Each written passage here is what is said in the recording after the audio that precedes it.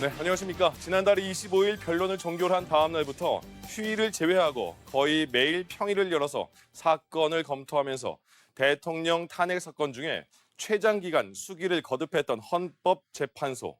네, 많은 이들의 눈과 귀가 헌법재판소를 향했던 한 주였습니다. 먼저 지난주 주요 뉴스부터 정리하면서 바로 보는 TV 옴부지벤 문을 열겠습니다.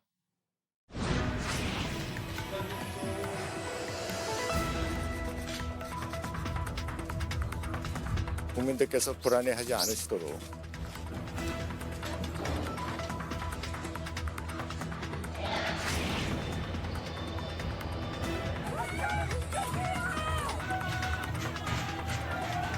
국민들의 저항권은 대한민국 헌법 전문에 의해서 보장되고 있고요.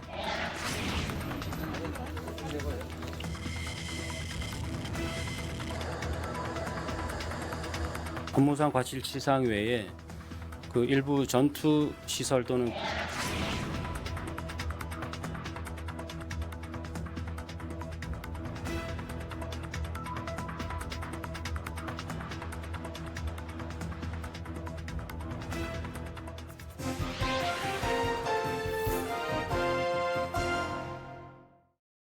한 주간 보도 내용을 짚어보는 연합뉴스 TV를 말한다. 이민주입니다. 아직 3월인데도 불구하고 벌써 한낮에는 가벼운 옷차림으로 다니시는 분들도 계실 텐데요. 이러한 이상기후에 대해서는 이미 많은 전문가가 경고를 전하고 있습니다.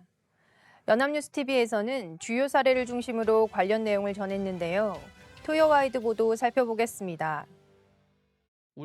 경남 통영은 우리나라 멍게 최대 주산지로 꼽히는 곳으로 수확 작업이 한창이어야 하지만 올해는 바닷가가 한산합니다.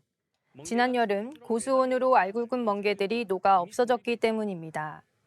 평년 30% 안팎이었던 멍게 폐사율은 97%까지 치솟았습니다.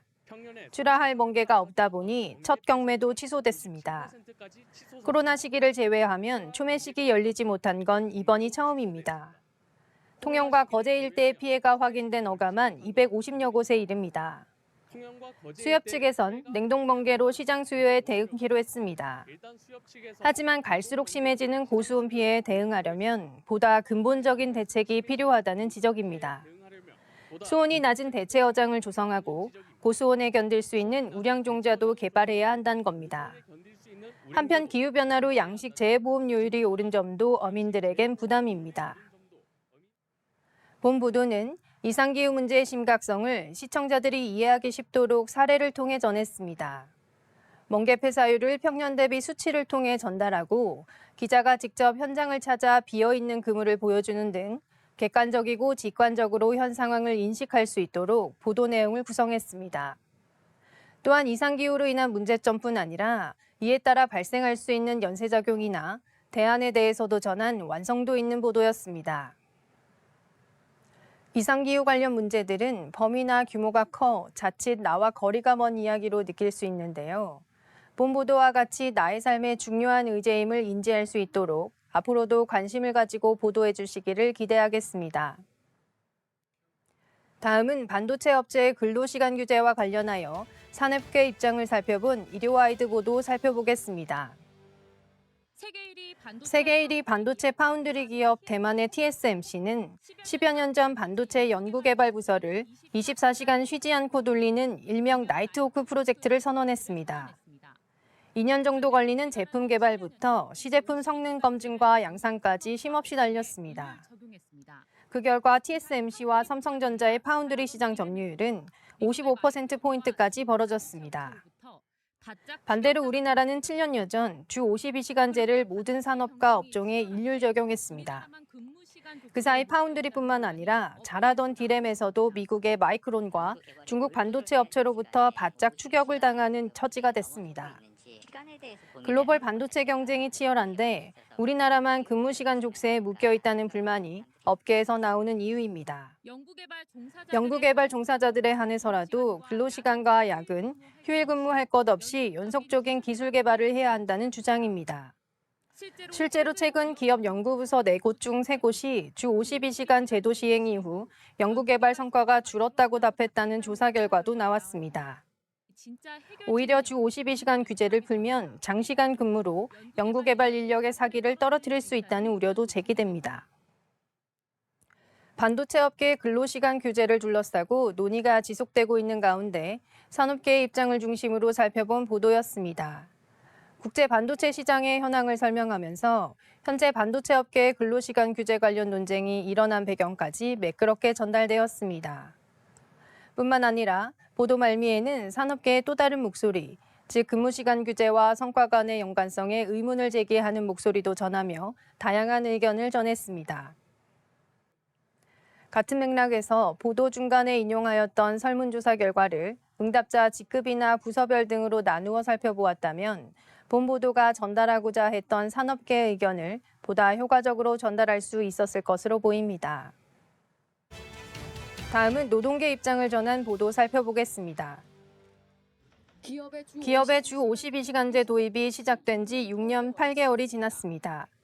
고용노동부 통계에 따르면 이후 5년간 우리나라 월평균 근로시간은 7시간 넘게 줄어든 것으로 나타났습니다. 2018년 163.9시간에서 2023년에는 156.2시간까지 떨어진 겁니다. 1년 단위로 보면 1,900시간이 안 되는 수준인데 다만 OECD 평균과 비교하면 연 155시간, 월 13시간 더 많습니다.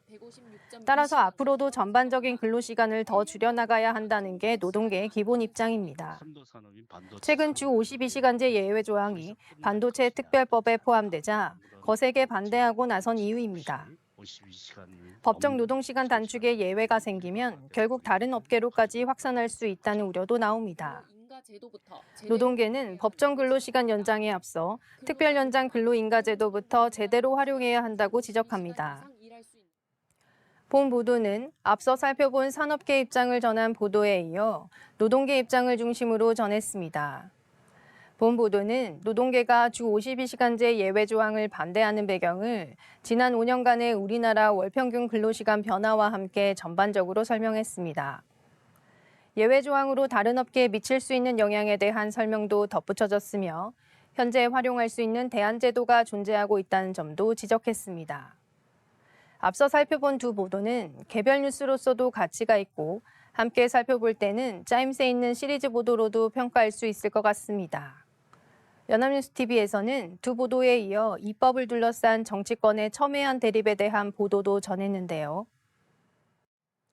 실시간으로 시청하지 않았더라도 관련 보도를 검색했을 경우 산업계와 노동계 그리고 정치권 입장까지 정리한 완성도 있는 구성으로 보입니다. 다음은 K-팝과 관련된 내용을 보도한 토요와이드 살펴보겠습니다. 11년 만에 정규 앨범으로 돌아온 지드래곤은 국내 주요 음원 차트 1위를 기록하고 있습니다. 그러나 노랫말 중 우리말은 단 4.4%, 나머지는 전부 영어입니다. 아예 한국어가 없는 노래도 많습니다. 신라시대 유물과 불교의 선사상을 소개하며 주목받은 블랙핑크 제니는 이번 앨범을 영어 노래로 채우고 한국 팬들을 위해 따로 해석 영상까지 올리기도 했습니다. 미국 빌보드와 영국 싱글 차트에서 블랙핑크 로제의 아파트, 방탄소년단 지민의 후 같은 영어 곡들이 신기록을 세우며 장기간 순위에 오르는 건 현재 K-팝의 목표와 가능성이 무엇인지를 보여줍니다. 음악평론가는 K-팝 시장이 이제는 한국 시장보다는 글로벌 시장을 타깃으로 삼고 있고 한국 시장에서만 소비되는 음악이 아니기 때문에 영어로 가사를 쓰는 것이 어색하지 않은 시대라고 설명했습니다. 하지만 한국어 없는 노래가 K-팝일 수 있느냐는 물음도 커질 전망입니다. K-팝의 영어화 문제는 최근 몇 년 전부터 문화계, 학계 등에서 주요 논의점으로 떠오르고 있습니다. 이는 K-팝의 정의, K-팝의 정체성, 나아가 K-팝의 방향성과 관련되어 있기 때문입니다. 이러한 맥락에서 본 보도는 K-팝 시장의 주요 주체인 소비자로서 대중들이 해당 논쟁에 대해 생각해 볼 수 있는 계기를 제공했다고 생각합니다. 특히 보도 말미에서 기자가 언급한 한국어 없는 노래가 K-팝일 수 있느냐는 물음은 다소 어려울 수도 있는 학문적 혹은 정책적 논의가 아닌 대중적으로 공론화해 볼 수 있는 물음이었다고 생각합니다. 이러한 논의는 보도에서 설명했듯 현재 K-팝이 지향점으로 삼고 있는 글로벌 시장에서의 방향성을 다양한 시선에서 제시할 수 있을 것으로 생각합니다. 다음은 AI 제작 앱에 대해 보도한 뉴스온을 살펴보겠습니다. 최근 SNS상에서 쉽게 볼 수 있는 쇼폰 광고에서 두 남녀의 사진이 각각 올라오더니 갑자기 입을 맞춥니다. 심지어 아이유와 차은우 등 유명인이 나온 광고 영상도 있는데 앱스토어에 들어가 보니 이런 AI 영상 제작 앱이 수두룩합니다. 지난해 9월 법안 개정으로 이제는 성적인 허위 영상물을 만들기만 해도 처벌되지만 딥페이크 범죄 영상을 광고로 내건 앱이 곳곳에 유통되고 있는 겁니다. 변호사는 남들에게 보여주는 목적이 아니어도 처벌되도록 성폭력 처벌법이 개정되면서 민형사상 처벌이나 손해배상의 가능성도 충분히 있다고 설명했습니다. 본 보도에서는 기자가 직접 앱을 다운받아 영상을 제작하는 것을 보여줬는데요. 이는 보도에서 지적한 영상 조작의 일상화를 직관적으로 보여주는 효과였습니다. 그 밖에도 본 보도는 전하고자 하는 바를 굉장히 짜임새 있게 구성했는데요. 최근 SNS에서 영상 제작과 관련된 쇼폰 광고가 많다는 것을 보여주며 관련 규제의 미흡함을 엿볼 수 있었습니다. 또한 10대와 20대를 중심으로 일상화되어 가고 있다고 지적한 부분에서는 대책 마련의 시급함이 강조되었습니다.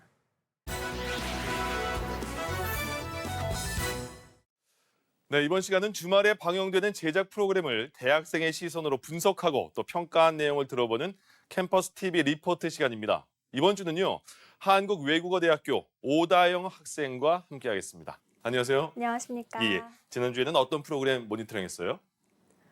네, 저는 매주 일요일 오후에 방송되는 연합뉴스TV 스페셜을 모니터링했습니다. 지난 연합뉴스TV 스페셜에서는 배우고 즐기며 도전하는 인생을 살아가는 대한민국의 만학도들의 청춘 이야기를 다뤘는데요. 토끼와 거북이에서 거북이를 쉽게 이길 수 있을 거라 자신했던 토끼. 하지만 자신의 속도대로 목표를 향해 나아간 거북이는 토끼보다 먼저 결승 지점에 도달하죠. 방송에선 배우는 즐거움을 잊지 않고 거북이처럼 끝까지 포기하지 않는 삶을 살아가는 이들의 삶이 그대로 담겼습니다. 못다한 학업을 마치고 당당히 졸업한 어르신부터 새로운 직업 찾기에 나선 젊은 만학도까지 나이에 구애받지 않고 배우고 즐기며 도전하는 이들의 이야기를 지금부터 화면으로 함께 만나보시죠.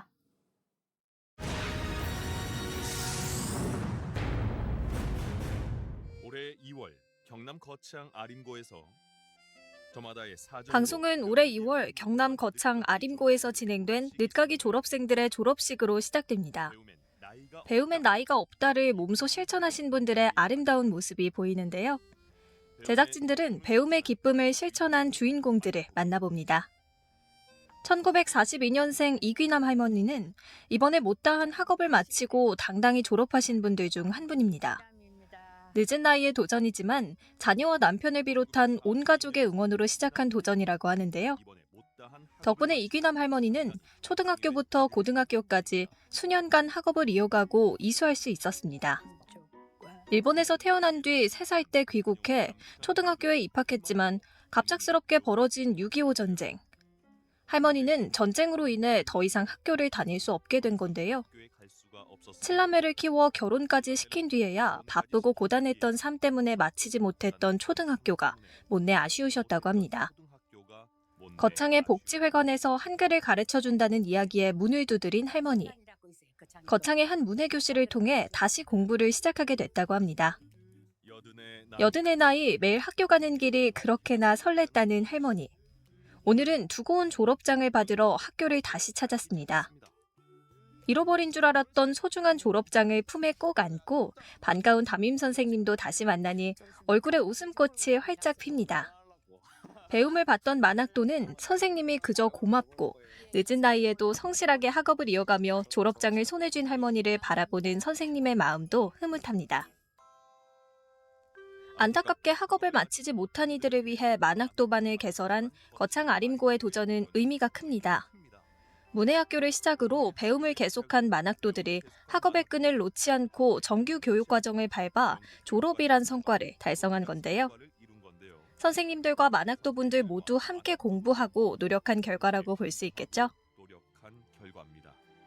아림고 만학도반의 성공 덕분에 이제 전국 곳곳에 만학도반을 개설하는 움직임이 확산되고 있습니다. 거듭된 목 수술로 목소리마저 잘 나오지 못했을 때 학업을 제대로 마친다면 글로 자신만의 이야기를 쓰는 소망이 생겼다는 할머니.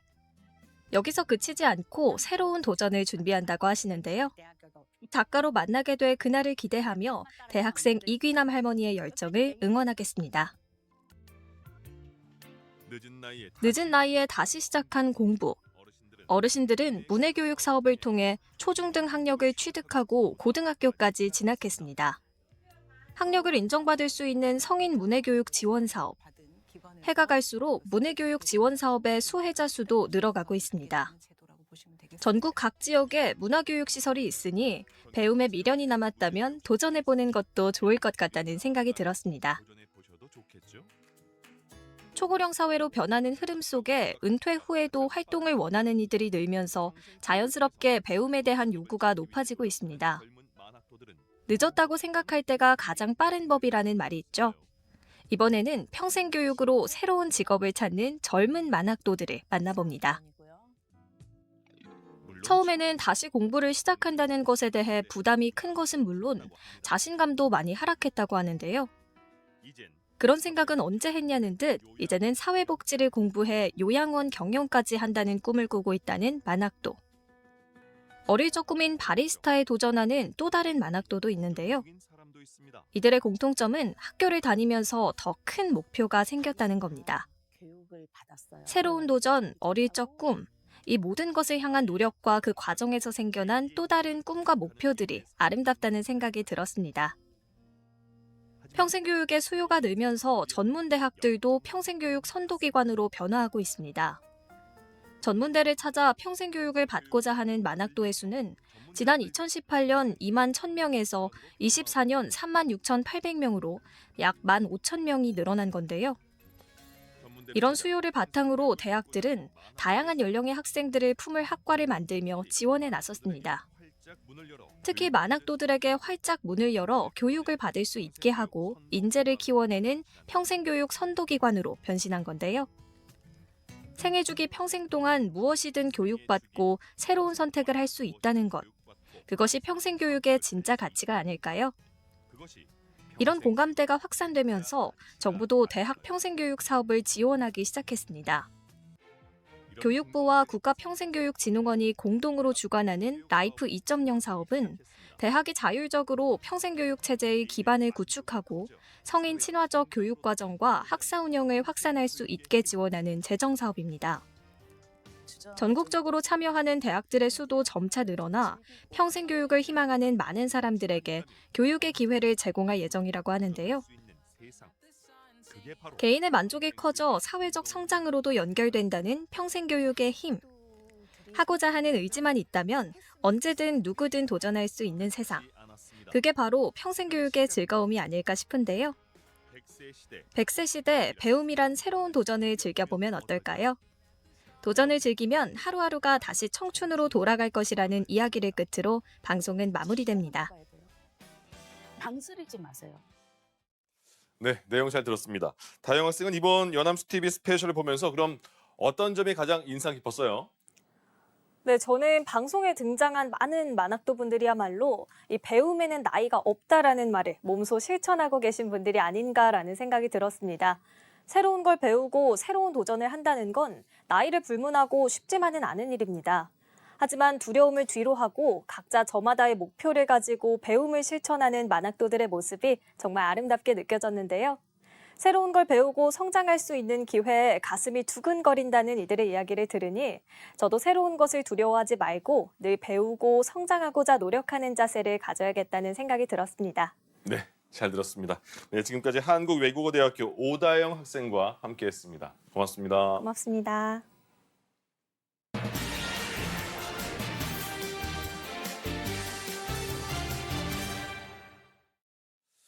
네, 정부가 의대생 3월 복귀를 전제로 내년도 의대 모집 인원과 관련해서 대학 자율권을 존중하기로 했다고 밝혔습니다.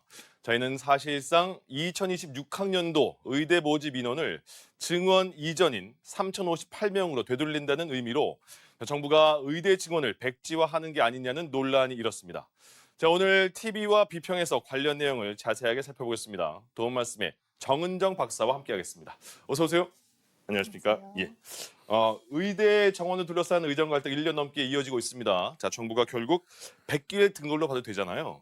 예, 3월 내 의대생 전원 복귀를 전제 조건으로 해서 내년도 의대 모집 인원을 증원 전으로 되돌리기로 했습니다. 자, 이번 조정안에 대해서 언론계는 어떻게 보도하고 있습니까? 네. 이주호 부총리 겸 교육부 장관은 7일 정부 서울청사에서 브리핑을 열고 의대 총장 학장단이 건의한 의대 모집 인원 조정안을 수용하겠다고 밝혔습니다. 내년 의대 모집 인원을 증원 전인 3,058명으로 조정하는 것인데요. 다만 학생들이 이달 말까지 학교로 돌아오지 않을 경우 해당 조건은 철회한다고 전제했습니다. 이 같은 결정의 배경에는 신입생인 2호 학번마저 수업에 참여하지 않는 분위기가 나타나면서 오랜 시간 이어진 갈등 속에 더는 학사 일정을 미룰 수 없다는 위기의식이 작용했다고 할 수 있습니다. 예. 여러 보도를 살펴보면 올해 의대의 정상적인 학사 과정이 이루어져야 학생의 피해를 최소화하면서 정부와 국민을 설득할 수 있다는 학교 측의 입장과 2사, 2호 학번을 함께 교육하는 것도 쉽지 않은 상황에서 2, 6학번까지 합쳐지면 더는 교육이 어렵다는 교육부의 판단 등이 이번 조정안 수용에 크게 작용한 것으로 보입니다. 이 과정에서 결국 교육부와 보건복지부의 협의가 이루어지기는 했지만 보건복지부는 의대 정원을 둘러싼 의정 갈등을 근본적으로 해소할 필요가 있다며 불편한 입장을 드러냈던 것으로도 전해집니다. 네. 이번 결정이 의정 갈등의 출구가 될지는 지금 미지수입니다. 당장 의대생들의 복귀 여부도 불투명한 상황이잖아요. 시민단체와 수험생 같은 각계의 반응에 대해서는 또 언론계는 어떻게 보도하고 있죠? 먼저 의료계는 이번 조정안이 증원 완전 백지화가 아니라고 보는 데다 3월 내 복귀를 전제로 증원 여부를 결정하는 것이 학생에 대한 협박이라는 입장을 보이고 있습니다. 또한 함께 발표한 2사, 2호 학번 동시 교육 방안도 현실성이 떨어진다는 평가가 있는데요. 부산일보는 정부가 의대구까지 신설하면서 의대 교육의 대안을 제시할 수 있다고 했으나 이번 발표를 보면 결국 교육의 내용을 각 의과대학에 맡겨놓은 셈이라는 대한의사협회의 입장문을 보도했습니다. 사실상 정부에 대한 불신을 표출한 것인데요. 반면 한겨레는 의료계 내부에서도 두 학년 동시 교육 마스터 플랜을 요구하는 것은 사실상 반대를 위한 명분일 뿐이며 우선은 의대생들이 돌아와 수업을 들어야 한다는 시각도 있다고 전했습니다.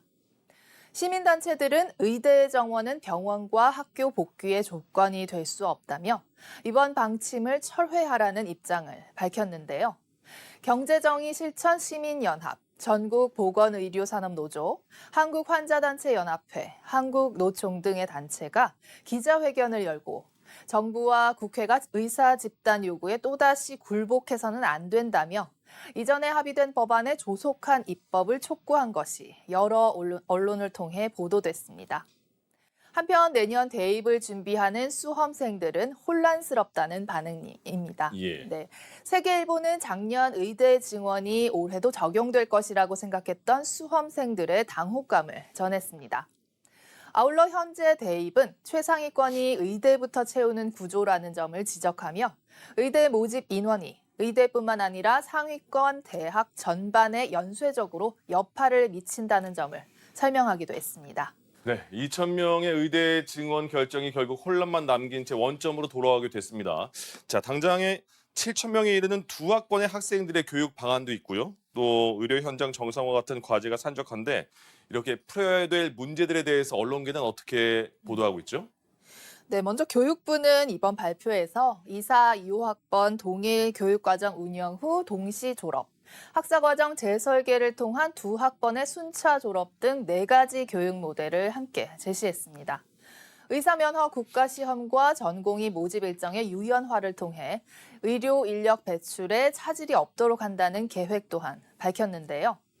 의료계에서는 해당 교육 방안의 현실성에 의문을 표했습니다.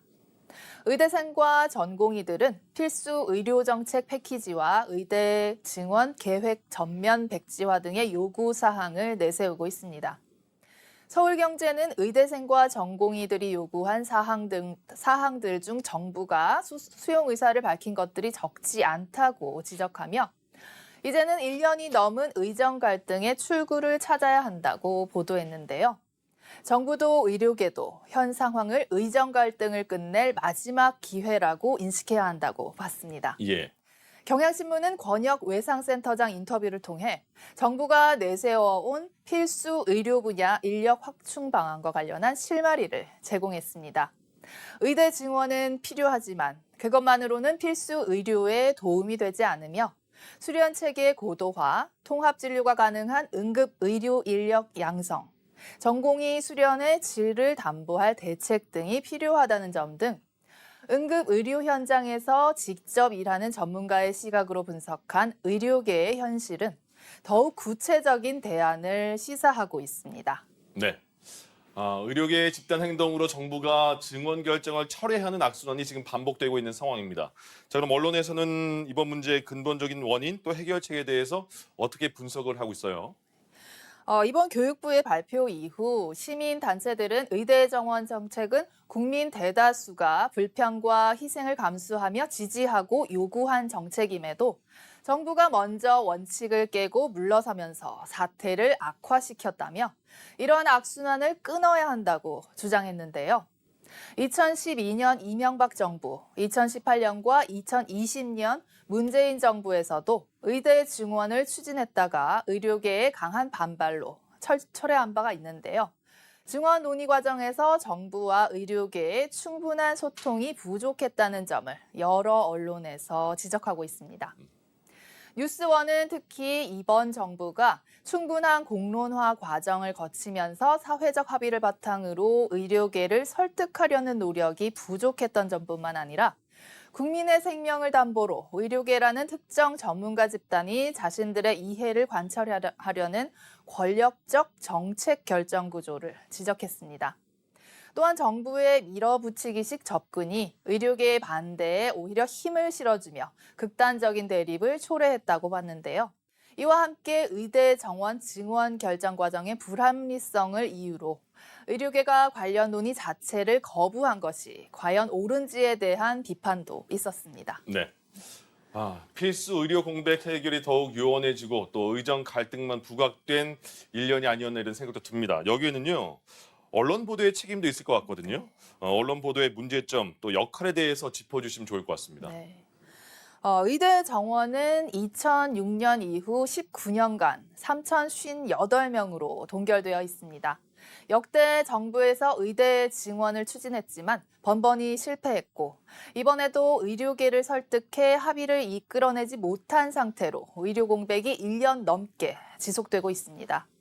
의료계에 산적한 문제들을 함께 논의하고 필수 의료 인력과 지역 의료 인력을 확충하려면 정부와 의료계를 비롯해 많은 지혜를 모아야 하는 상황인데요.